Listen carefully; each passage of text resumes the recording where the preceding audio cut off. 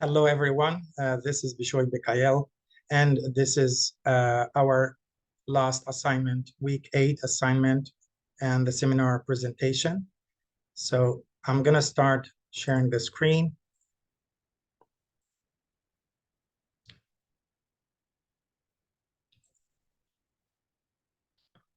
So the seminar I designed is entitled Elevating Education, EdTech Tools for Classroom Success Seminar. And for a beginning, I'm going to go through the seminar in general, then I'm going to go with presenting one specific EdTech tools that I found very useful for teaching in classroom. The seminar will take 2 days, 4 hours each, day 1 and day 2. For day 1, I'm going to cover 3 main points. The first part is welcome and introduction. This is going to take 20 minutes. It's going to be from 9 a.m. to 9:20. In this part, I will cover 2 points, seminar overview and the importance of EdTech in modern classrooms. The second part in day 1 will be key EdTech tools. This is going to take 40 minutes from 9:20 a.m. to 10 o'clock. In this part, I will cover 3 main points. Learning management systems, and I will give some examples like Canvas, Google Classroom, and interactive whiteboards, smart boards. And the last point in this section is educational apps, and I will go through some EdTech tools like Kahoot and Quizlet. The last part in day 1 will be for 1 hour, and it's going to be hands-on exploration. This will continue from 10 a.m. to 11 a.m. In this part, I will go through experiencing EdTech tools firsthand and sharing insights and experiences. Going to day 2, I will go through 3 main points. Boosting student engagement. This will take 45 minutes from 9 o'clock to 9:45. In this part, I will go through 3 main points: blended learning models, gamification techniques, and success stories. The second part will be about citizenship and ethics, and this will take 40 minutes from 9:45 to 10:25. In this part, I will go through 3 main points: privacy concerns, online safety classroom guidelines. The last part of day 2 and the seminar will be next steps and conclusion. This will take 35 minutes from 10:25 to 10:50. In this part, I will go through developing an integration plan, ongoing support and collaboration, and final reflections. The EdTech tool I found very useful is Kahoot. So let me introduce this EdTech tool through some references. So as Clark and Meyer state that in recent years, instructors, educators have been confronting a technological training revolution driven by the use of digital technology to deliver instruction.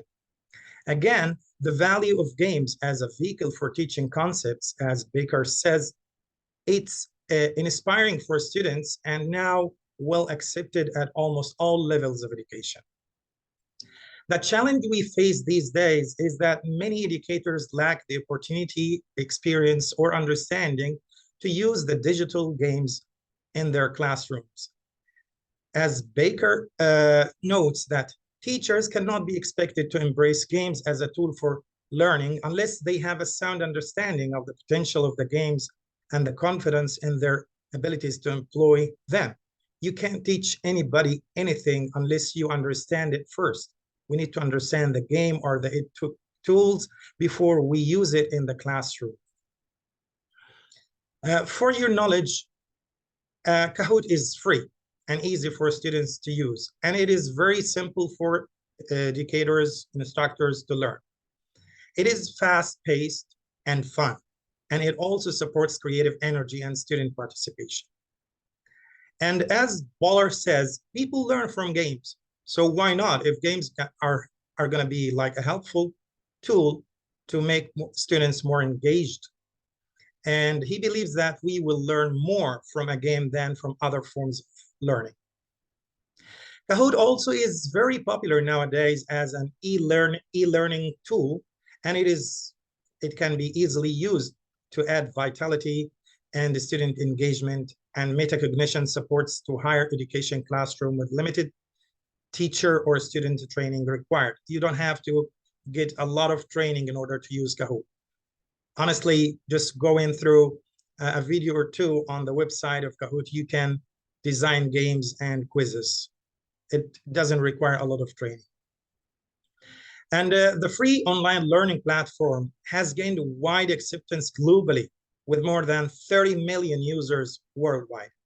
It is based on current user-centered and behavioral design methodology. Now I'm gonna go ask, how can a game like Kahoot or an app like Kahoot engage or help to engage students in the learning process? So games like Kahoot are an excellent choice for teachers and for students as well, because they give both access to mobile devices, availability of Wi-Fi, and the students' affinity for computer games. E-learning tools like Kahoot can add positive energy and support concept exploration, and it is fun at the same time. And it seems to translate into increased comprehension and motivation. And as Cap stated, that gamification of learning increases student engagement by appealing to all students, even the most introverted, combining both a cooperative, fast-paced learning environment and friendly competition. So there's like an atmosphere of competition among students to score the most, and the students like to play games. So when it comes to like scoring, they are very motivated and very engaged. Now the question is, how can Kahoot like engage students more than other EdTech tools? Bergen and Rayleigh concludes that some academics, the entire games industry is considered to contain little scholarly merit. On the other hand, games, especially e-learning games, are sometimes not believed to be the result of serious work or worthy of attention. But our experience as educators show that Kahoot reinforces, with some effort and desire to engage the students, this learning platform can provide an engaging environment that supports learning and adds active participation in the classroom. In this presentation, I provided useful links to implement Kahoot, and I provided three: what is Kahoot, and a demo for teachers, and how to create quiz games. I'm going to attach the presentation as PowerPoint so that you can launch these links. Now, the question is, what is a good rubric sample to evaluate an EdTech tool like Kahoot? So the first thing we think about is functionality. So if the game I'm using, or the EdTech tool I'm using, can be scaled to accommodate any size class with the flexibility to create smaller subgroups or communities of practice, this is going to be highly effective. But if the tool is restrictive to a limited number of users and cannot be scaled, in this case, the EdTech tool needs improvement. As for accessibility, if the tool meets accessibility guidelines and is designed to address the needs of diverse users, their various literacies and capabilities, thereby widening opportunities for participating in learning, this is going to be highly effective.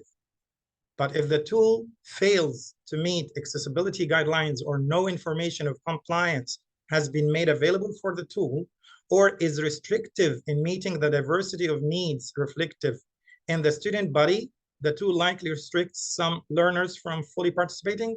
In this case, the tool needs improvement. A third point in the rubric is technicality. If the tool can be embedded or fully integrated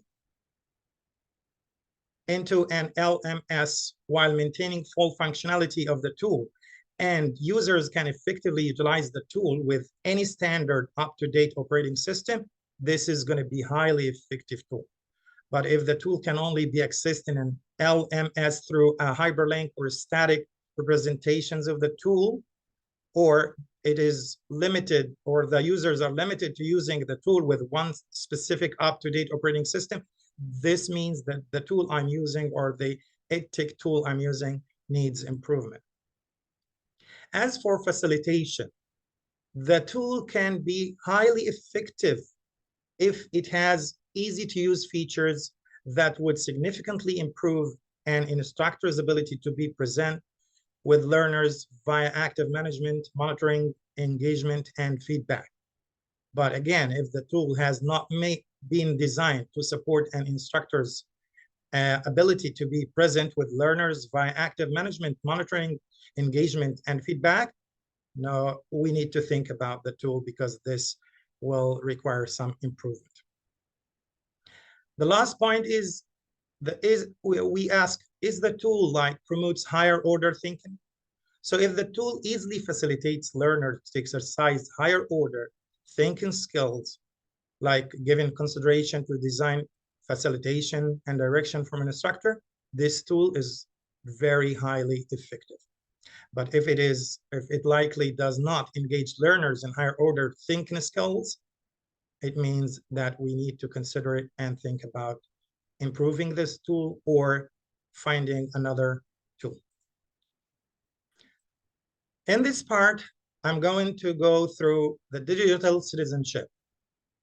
As for Kahoot, the ed tool I picked, I would say that Kahoot and Common Sense Media have joined forces to provide some fun, interactive Kahoot activities for promotion digital citizenship.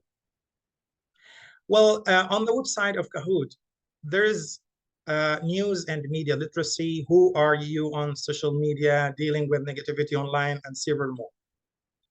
And here I attached a link that you can use for a fun review of these important skills for all who work, live, and play in an online world. Again, I would say that Common Sense Media also offers a wide array of supportive materials, including digital citizenship, week videos, digital citizenship and instruction resources, classroom posters, and family engagement resources. One more important thing is that we must teach the students the skills not only in the beginning of the school year, but also during Digital Citizenship Week, but through the year, in order to remind our students to be responsible and safe online community members. As for Kahoot and the financial impact, I would say that this platform is free for teachers and learners to access content.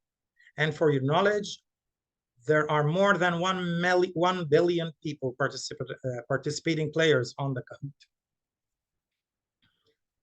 And finally, I'm attaching some very useful references that you can go through for more information about this presentation. Thank you so much.